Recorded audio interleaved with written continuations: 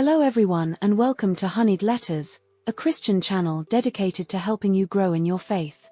Today, we're discussing effective prayers for a future spouse. Whether you're praying for yourself or supporting someone else on this journey, this video is for you. If you would like to grow spiritually, you can join our growing community by subscribing to this channel. Before we dive into how to pray for a spouse, let's take a moment to understand the real purpose of marriage from a biblical perspective. Genesis chapter 2 tells us that God created marriage for companionship and procreation, showing it as a divine institution.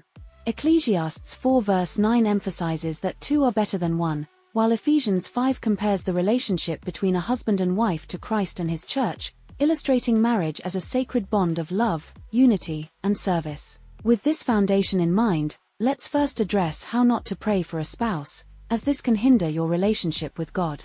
First of all, don't pray for someone else's spouse or fiancé. God will never honor a prayer born out of covetousness, as he is not an author of confusion.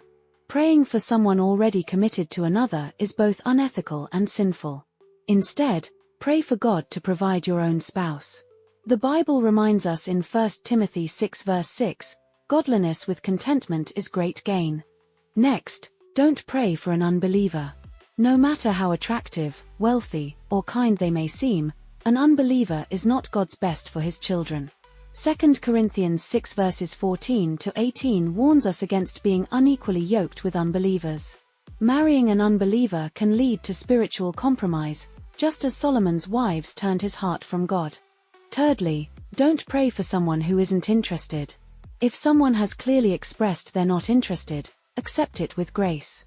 Praying for God to change their heart against their will is manipulative. Unless God has explicitly revealed they are your spouse, let go and trust him to provide someone who is meant for you. Now that we know what to avoid, let's explore how to pray effectively for a future spouse. Please don't forget to like this video and subscribe to this channel to join our growing community of believers.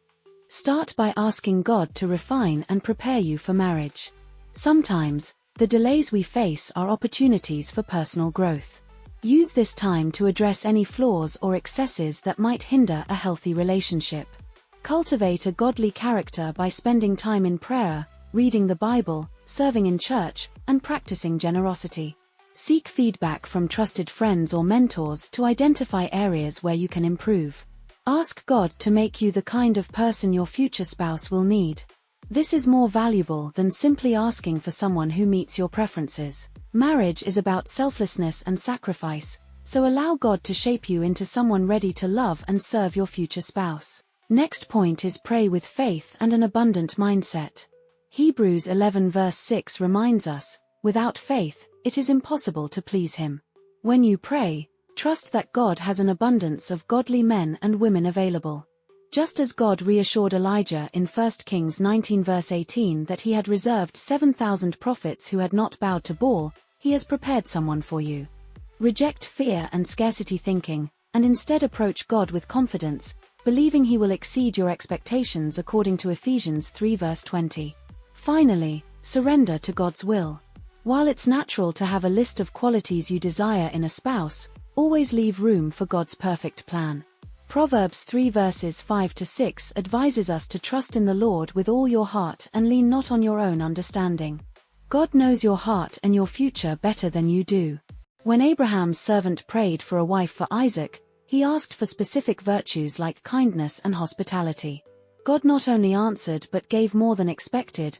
Rebekah was also beautiful and a virgin, as we see in Genesis 24. This is a testament to God's ability to provide exceedingly beyond what we ask. If you trust God enough, he will even give you wonderful qualities that you forgot to ask for in a spouse. God is that good and he can be trusted.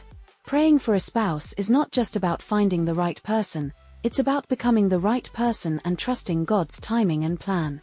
What do you think are key qualities a Christian should look for in a spouse? Share in the comments and inspire other people. If this video blessed you, please share it with someone who needs encouragement.